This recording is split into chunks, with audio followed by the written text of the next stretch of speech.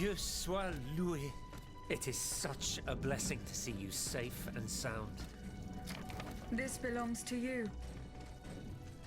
Bless you, whoever you are. You have our eternal gratitude. I believe you've met Monsieur Julien Raymond from distant Saint-Domingue. He's one of the most eminent members of our organization. And you, mademoiselle? What should we call you? My name is Aegis. Ah, yes. The Aegis. The mighty shield and scourge of Zeus. I wonder... Earlier, by the Pont Neuf, when you touched Monseigneur's ring, can you explain what happened? The ring called to me. It compelled me to reach out and take it. Come now. The ring called to me. Come now. The moment I touched it, I was transported. Somewhere else. It was the same strange world that you were in, Monseigneur. Hell, you mean? Or purgatory? I saw things there. I saw Monseigneur giving a sermon. What wickedness is this? This explains the moment when you froze. And this isn't the only time you've experienced something like this, n'est-ce pas? That is correct.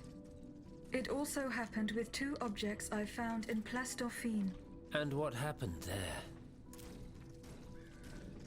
That is where I found your Bible and your cross, Monseigneur. How did you know they belonged to me? They demanded to be returned to you. You did not regain consciousness until I did so. This is madness. Let us not be so quick to judge, Monseigneur. I witnessed the moment when your cross was taken from you. Then I saw you being locked in that box. Eh bien voilà. It is just as I suspected. Here, Aegis, look at this. Over the course of my research, I unearthed this ancient document. I believe I have finally uncovered its meaning. It's a triangle with an identical inscription at each corner. Mnemi, memory in ancient Greek. Then, in the center, there is an open eye which symbolizes awakening. Do you understand? The images you saw, Aegis, were Monseigneur de la Far's own memories. 3 echoes of the past tied to personal objects of his. 3 Mnemis, memories which some dark alchemy had taken from him. Without them, his mind would have remained lost, incomplete. He would never have regained consciousness. But by returning these 3 objects to him, Aegis, you were able to save his immortal soul. Tell me, Aegis, when you were at the clerk's office at the Châtelet, did you perhaps see a leather wallet near the abbot's documents? No, Monseigneur. Ah, that is unfortunate. Most unfortunate.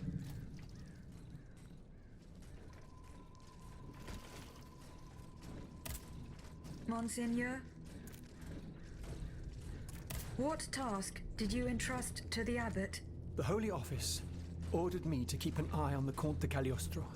This charlatan imagines himself to be the heir of Mesmer, the magnetizer, and seems to have ingratiated himself with the king. There have been disturbing reports about him that could lead to his excommunication. It is said that he can make the dead speak. Can you imagine? I asked the abbot to investigate the surroundings of Eugène de Vaucanson's workshop, where the Count had been seen coming and going for several weeks. I cannot disclose the details of what he discovered there, but it may well be related to the events that have plunged Paris into mourning. That other world where you were held prisoner. Do you still feel its effects? This other world, as you call it, Aegis, is none other than hell itself. Gehenna. The place the Lord sends those who worship the beast. But hell didn't keep me. Has God given me a chance to redeem myself, perhaps? I bid you farewell, Monseigneur. Wait just a moment, s'il vous plaît. You are one of Cagliostro's creatures, are you not? What do you mean? When were you... When did you... awaken? I do not understand, Monseigneur. Well, that is to say, you talk, you think, you seem to act with some sort of free will. This was not always the case, that much is clear. You must agree that not all automates are as sophisticated as yourself. I'm attempting to unravel the mystery of your true nature. Tell me, what are your very first memories? That is a question I am unable to answer. How strange. In that case, you must surely be able to tell me who taught you what you know. What I know, Monseigneur? How can I put it in a way that you'll understand? For example, you call me Monseigneur. How do you know that this is how one addresses... I cannot explain it. I believe... Go on, Aegis. I believe that this knowledge is not mine. Well, I never. Did you hear that, Abbot? I caught every word, mon ami.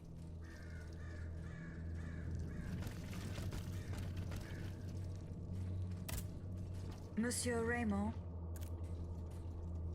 what is the aim of this organization? We publish articles and exert our influence on those who are in a position to improve the lot of our unfortunate brethren. Our numbers grow by the day, and we have many illustrious members, such as the Comte de Mirabeau and the Marquis de Lafayette. But it was Monsieur Brissot and the Abbot that founded the group.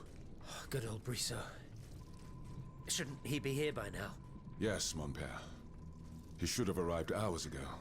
Alas, there has been no sign of him. I hope to God that no misfortune has befallen him.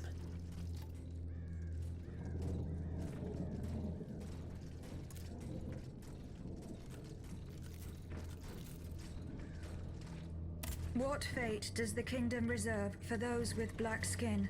According to tradition, any enslaved person who sets foot on French soil is freed. This rule is most problematic in the eyes of planters in the colonies, who would seek to maintain their precious labor force. This is why, for the past 12 years, no black people have been allowed to disembark in any of the kingdom's ports. Those who accompany their masters on the journey are imprisoned in the Admiralty's jails the moment they leave the ship. As for those who manage to evade the authorities, they live in fear of the raids carried out by the Marshalsea. Are you not subject to these laws, Monsieur Raymond? I am fortunate enough to have been born a subject of the king through my father, and also to have received an education, and to be wealthy. Naturally, that makes all the difference.